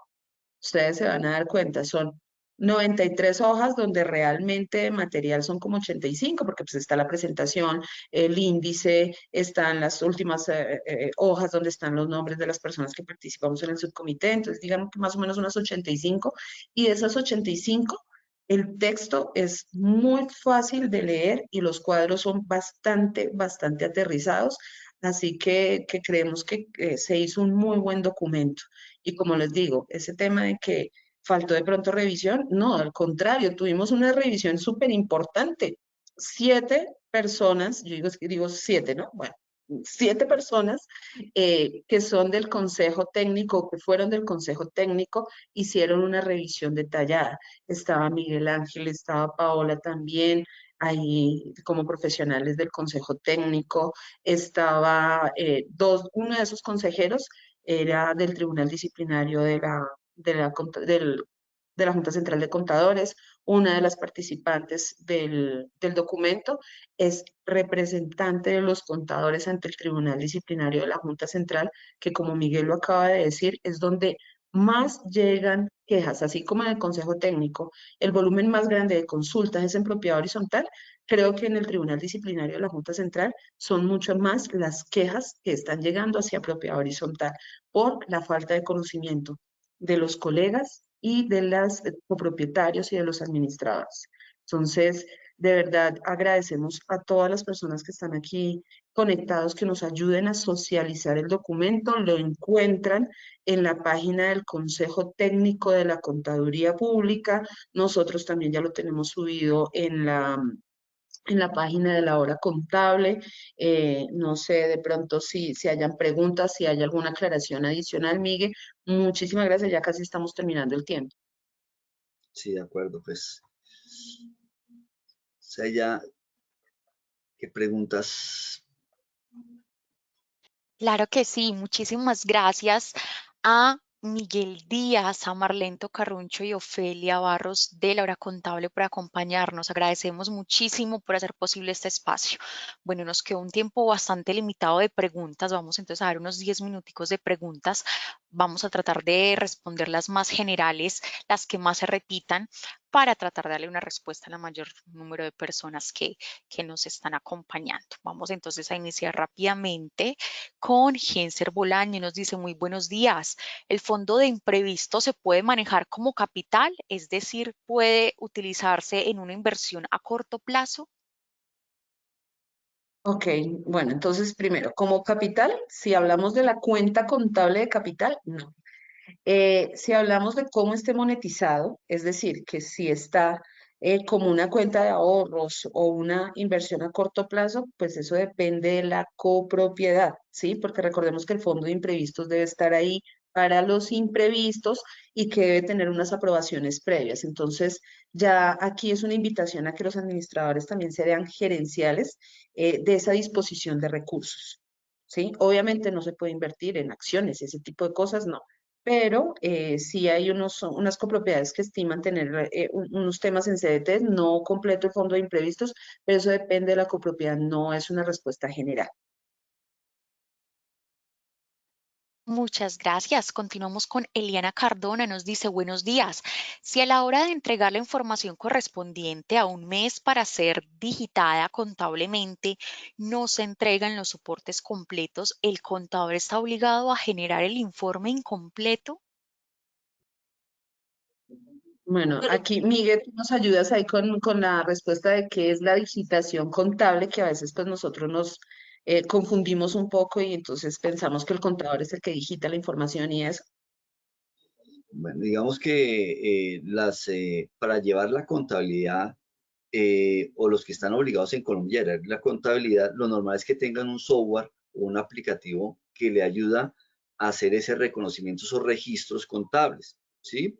Entonces, en la propiedad horizontal hay varios aplicativos que utilizan para realizar esos registros contables. Claro, los registros contables, pues tienen que tener una parametrización cada uno de los aplicativos y esa parametrización de los aplicativos pues corresponde al cumplimiento de ese reconocimiento de las transacciones de acuerdo al marco normativo que están aplicando. Entonces, para hacer esos registros, de acuerdo al anexo 6, allá hablamos del tema de los soportes de contabilidad y sabemos cuáles son los soportes de contabilidad, cuáles son los comprobantes de contabilidad. Entonces, el anexo 6 es muy claro informando exactamente cuáles son, digamos, los requisitos que debe tener tanto los comprobantes como los soportes de contabilidad. Y dentro de las afirmaciones de los estados financieros está el tema de la oportunidad. Entonces, y el tema de la integridad. Entonces, si yo voy a presentar una información, tiene que ser íntegra, es decir, que tiene que contener todas las transacciones que realizó la copropiedad y que tiene que ser de manera oportuna. Entonces, digamos que eso está dentro de la información que trae la orientación de las cualificaciones o cualidades que tiene la información contable. Sí, ya decirle a una persona es que tiene que contabilizar así, esto no. La información es clara, tenemos que presentar la información completa, listo. Tendrán que tener unos procedimientos internos de pronto para mirar cuál es la trazabilidad o cómo es en qué términos van a recibir la información, los documentos, quién los va a recibir, quién los va a aprobar. Eso es un tema diferente, pero en la contabilidad tenemos el tema de la oportunidad y de la integridad de la información, que es de pronto hacia dónde va la pregunta. Muchas gracias, Miguel. Continuamos con Clara Cecilia Urrego. Nos dice, buenos días. ¿Está bien causar los intereses de mora en cuentas de orden y solo llevar al estado de resultados lo realmente recibido como pago? Ok, aquí hay un tema con el tema de cuentas de orden. Si ustedes ven la plantilla que presentamos, nosotros en ningún momento mencionamos cuentas de orden, ¿sí? Bajo los marcos técnicos normativos, las cuentas de orden ya no van a los estados financieros. Por ahí tenemos un concepto donde dice, si quieren, pueden seguir controlando cosas allá, pero la verdad eso no va a estados financieros. Nosotros sabemos que hay algunos aplicativos donde yo no sé cómo hacen, ¿sí? Pero registran todo en cuentas de orden. Entonces deterioran, reconocen el ingreso por intereses de mora, ¿sí? Pero al mismo tiempo lo deterioran. Eso no es técnicamente viable. Por eso, cuando mencionábamos el tema de cuentas por cobrar, hay un tema del deterioro donde me hace como una explicación de qué es lo que yo debo tener en cuenta realmente para deteriorar, ¿sí? Y frente al tema de cuentas de orden, pues es que realmente allá no, pues yo ni siquiera las volví a ver porque realmente yo en estados financieros ni siquiera las menciono. ¿Sí? No está dentro de los marcos técnicos normativos, ¿sí? Entonces, pues si el administrador, que es el que las debe controlar, ¿sí? No el contador, ¿sí? Las quiere tener en el software, en cuentas de orden, bien, pero si él las quiere tener en un anexo distinto, en un Excel y las puede controlar, perfecto, pero los intereses de mora no es un control del contador. ¿Listo? Miguel, no sé si... No, de Muy- pronto lo que siempre se ha hecho es que, las cuentas de orden, la norma no lo trae, no trae que tiene que llevar cuentas de orden, que hay personas que las llevan, digamos que no hay un impedimento de que usted no puede llevar cuentas de orden. Si las quiere llevar, llévelas, pero no es una obligación normativa en Colombia llevar cuentas de orden, ¿sí? Que las puede llevar, si quiere llevarlas, llévelas. Eso no tiene nada. Lo que no puedes es presentarlo en los estados financieros, porque los estados financieros no menciona cuentas de orden. Así que pena, Ophelia. No te preocupes, por eso se llama cuentas de orden, porque sencillamente dan un contexto de orden a mi estado financiero, más no se reflejan los estados financieros. Eso por eso se llama cuentas de orden. Entonces, porque son maneras de controlar el estado financiero de alguna forma administrativa, más no contable. Era lo que quería complementar. Y aquí hago una aclaración y es que el decreto 2650, que era el que tenía el plan único de cuentas donde estaba contemplada las cuentas de orden, está derogado. Entonces, tampoco. Dentro de el documento de orientación, en algún momento se hizo una sugerencia de incluir un catálogo de cuentas, ¿sí? Una taxonomía. Pero, pues, digamos que en conclusión dijimos no, porque eso queda abierto también a cada copropiedad. Y como cada copropiedad es un mundo, después no queríamos que la gente se encasillara, entonces que porque el documento de orientación técnica número 15 dice que la papelería se debe llevar en X número de cuenta, entonces el resto está mal. Entonces, por eso dijimos, no vamos a incluir catálogo de cuentas, pero de una vez aclaro, las cuentas de orden, las cuentas 8 y 9, eso estaba por decreto 2650 y eso está derogado. Y de pronto para complementar, Marlene, algo que más que dar en cuenta es de que nosotros como contadores, revisores fiscales, no podemos caer en lo que fue el 2650, que hablamos de la 11, la 15, la 18. No, hablamos de cuentas y cuentas es disponible, cuentas por comerciales por cobrar, intangibles, propiedad, planta, equipo o bienes. O sea, tenemos que hablar es de cuentas, no de códigos. Los códigos dejémoselos para el computador, para el registro, pero nosotros tenemos que hablar técnicamente y profesionalmente de cuentas, de rubros. Así es, los famosos componentes de los estados financieros. Muchas gracias. Albeiro Mazo Carmona nos pregunta, una PH en la cual hay dos locales comerciales, estos el constructor los vendió a terceros, es decir, no son de la copropiedad, ¿se considera como una PH mixta? Tienes que verificar tu reglamento de propiedad horizontal, muy seguramente sí se considerará como una propiedad horizontal de uso mixto con las responsabilidades que tiene, pero esto no quiere decir que te va a presentar una cantidad digamos, de cumplimientos tributarios. Es que no quiero hablar del tema tributario porque yo sé que la pregunta va a eso, ¿sí? Cumplimientos tributarios porque de pronto por su operatividad no lo es, ¿sí? Entonces, es importante revisar tu reglamento de propiedad horizontal. De pronto, para complementar, si es mixto, sí tiene obligación de tener revisor fiscal. Ok, sí. Muchas gracias. María Vaquero nos pregunta, buen día. Soy nueva en este tema y tengo una inquietud. ¿Las propiedades horizontales residenciales pueden abrir fiducias o alguna figura similar? Si es así, ¿qué reglamentación puedo consultar? Lo que comentábamos en la primera consulta, y es un tema ya del administrador como gerente de los recursos de la propiedad horizontal. Obviamente, el Consejo de Administración deberá tener un control, ¿sí? Sobre esos recursos. Ya el administrador es el que gerencia los recursos de la propiedad horizontal. Muchísimas gracias. Con esa pregunta vamos a finalizar para respetar el tiempo estipulado del webinar. Ya nos pasamos ahí 10 minuticos. Nos disculpan un poquito, pero queríamos responder una cantidad de preguntas antes de finalizar. Nuestros queridos panelistas, Marlene, Ofelia, Miguel, un mensaje, una conclusión, algo que contarle a nuestros asistentes antes de cerrar. Eso va Dale, para Miguel. Marlene. Ok. No, nada, primero Laura, muchísimas gracias. Vuelve y juega. Digamos que Jesús María Peña, que fue uno de los consejeros que salió en el mes de entre diciembre y enero, eh, que ya es una persona que todos los que nos movemos en estos temas es de total respeto por su edad, por el conocimiento que tiene, ¿sí? Nos decía a nosotros, publiquen rápido eso para que socialicen, empiecen a trabajar con alcaldías, con gobernaciones para que la gente conozca este documento de orientación. Entonces, agradecemos a Logro por hacer parte de esa socialización. Decirles que, por ejemplo, el día de ayer creo que se publicó el informe de gestión del primer semestre del Consejo Técnico de la Contaduría, donde están, digamos que todos esos eventos que realizan. A los colegas que estén pendientes de la página del Consejo Técnico, cuando se hacen las convocatorias para integrar estos comités, porque a veces la gente dice, no, pero pues, ¿y esto de dónde salió? ¿Sí? Eso está normalizado, ¿sí? Y uno simplemente tiene que estar pendiente de esos comités. Amigue, pues agradecerle como siempre todo el espacio y pues nosotros ahí estar pendientes de nuestras redes sociales. Ahorita vamos a hacer un taller precisamente sobre el proceso de actualización del manual de políticas contables teniendo en cuenta el documento de orientación técnica número 15, entonces van a encontrar información en nuestra página o por nuestras redes sociales.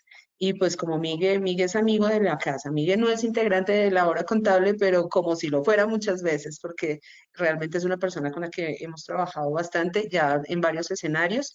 Y pues nada, muchísimas gracias a Logro. Ahora sí le cedo la palabra a Ofelia y después a Miguel para que cierre.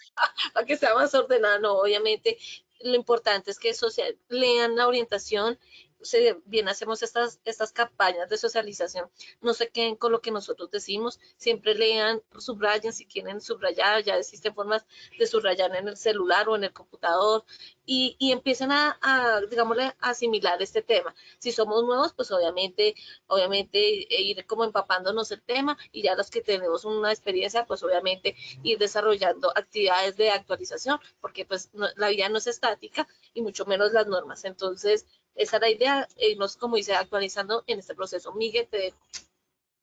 Bueno, pues primero que todo agradecer a Logro por la invitación, a Marlene, a Ofelia por compartir este espacio de esta socialización, de esta actualización del documento de orientación técnica número 15 de propiedad horizontal. Que ojalá este espacio haya sido de mucha utilidad para todas las personas que se conectaron. Invitarlos a que utilicen la cantidad de herramientas que se tienen a veces, tanto en la página del Consejo Técnico, que vayan siempre a las fuentes. Y siempre recalco el tema de las fuentes porque en los grupos de WhatsApp es interesante, hay mucha información, pero a veces se genera mucha información falsa. Entonces, para evitar esas situaciones, vayan a las fuentes, vayan a las páginas del Consejo Técnico, de la Junta Central, de los gremios, Compucol, Instituto Nacional, lo que mencionaba Marlene, Ofelia, ahí está la herramienta del modelo tarifario, lo tienen ahí en la hora contable, en la página de Compucol también está, es una herramienta que se trajo desde allá, y pues todos los espacios que hay. Yo tengo un grupo de estudio donde también pueden participar, es gratuito. Hoy hay un grupo de estudio tributario, entonces hay una cantidad de espacios y el tema de lo que mencionaba Marlene es que la gente conozca. Lamentablemente, a veces nos centramos solamente en el computador, en el cliente y en la parte tributaria, pero el mundo no es solo tributario, el mundo de los contadores es mucho más.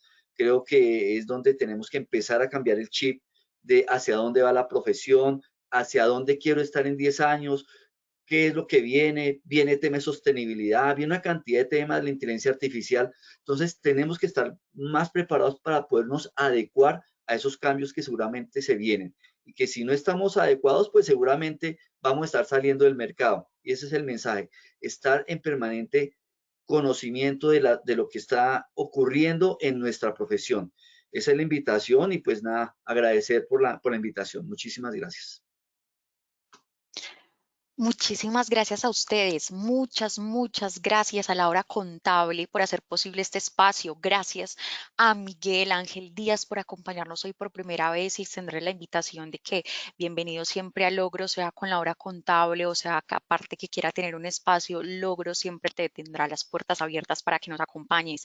Y la hora contable sabe que tiene su espacio aquí también mes a mes de la casa. Muchas gracias por acompañarnos, gracias Marlene, gracias Ofelia y gracias Miguel. Por supuesto, a la maravillosa audiencia que nos acompañó el día de hoy por sacar este rato de su mañana para aprender de la mano del Logro y de nuestros invitados. Saben que tienen un espacio aquí semanal todos los miércoles y los jueves a las 9 de la mañana para aprender de diversos temas que son de interés para ustedes y totalmente gratis. Esta es la idea del Logro. El objetivo de estos espacios es educar, concientizar, enseñar a todos nuestros clientes y también personas que les interesan de estos temas para que aprendan con nosotros. Nos vemos entonces en una próxima ocasión. Que tengan un excelente resto de día y que les vaya muy bien. Marlene, Ofelia, Miguel, muchas gracias. Excelente semana y que estén muy bien. Igualmente, muchas gracias.